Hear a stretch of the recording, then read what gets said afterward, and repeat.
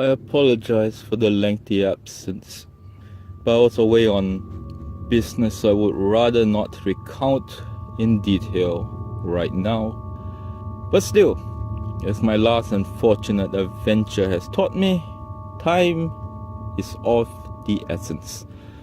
So let us move on to the outer god, or rather goddess.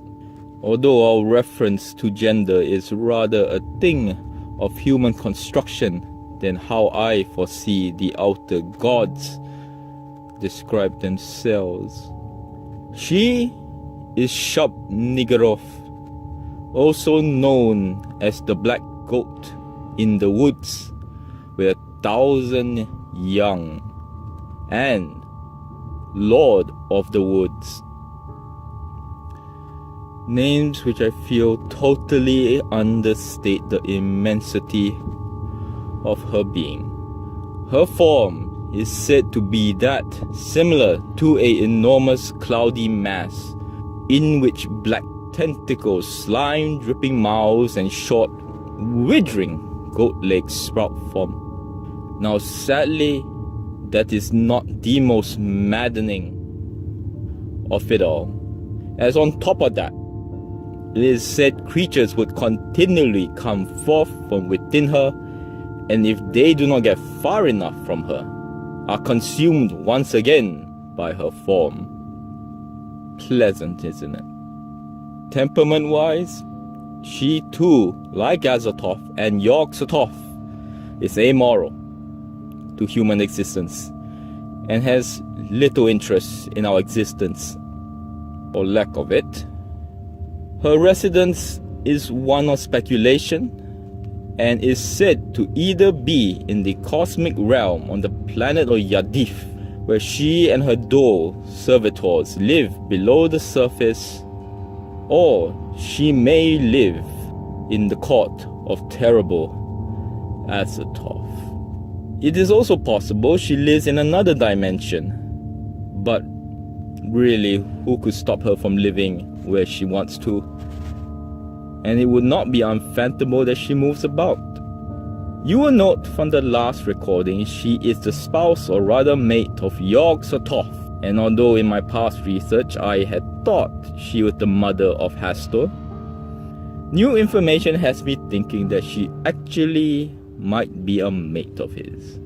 The evidence definitely pointing that way as of this current moment. I apologize for the many assumptions. The sources I have are myriad, and sadly the ramblings of madmen are not the most consistent. From the emphasis on the feminine aspects of her being, I think you can fathom the main characteristics of Shub Niggurath are those similar to those of the fertility goddesses, of which I would not be surprised she was an inspiration for. As if her being is not terrifying and mind-boggling itself, her list of possible offspring is even more. And though now you have little knowledge of the beings I will rattle off in also lacking a summary, just take note that these names are enemies of humanity. First, the information is sketchy, but either with Yog-Sothoth or Hastur, she has produced the evil twins, Nug and Yeb, of which I have sadly little information other than their names. Her main mate, though, seems to be Hastur, the unspeakable. As with him, she has produced Itakwa, Zar, and Jazahar, and even possibly the more numerous 1,000 and dark young creatures. Now, as a mother figure, it is no surprise that she is probably the most worshipped of the outer gods. They include the Chok Chok people, a race called the Little People, who we probably in legend refer to as fairies, the Hyperboreans, the Movians, the people of Sarnath, the fungi from Yugoth, also known as the Migo, and the Naxoth of Yadif. Of important note, Be especially wary of the cultists of Shub Niggurath, as many can become mutated by drinking a fluid they lovingly call the milk of Shub Niggurath, or more rarely though, the goddess's blessings.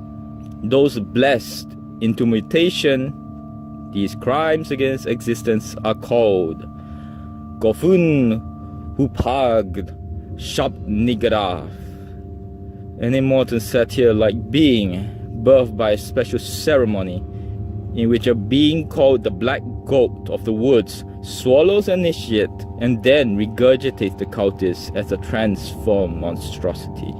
Lastly, never allow the cultists of the goddess a chance into the woodlands, as it is said with the proper occult items. Shub Niggurath can be summoned into any, but importantly, in the time of the new moon. You must be reeling for all this information. I know I am, just speaking from it. I hope you're preparing your mind and body for the trials ahead. God knows I wish I had. Till next word.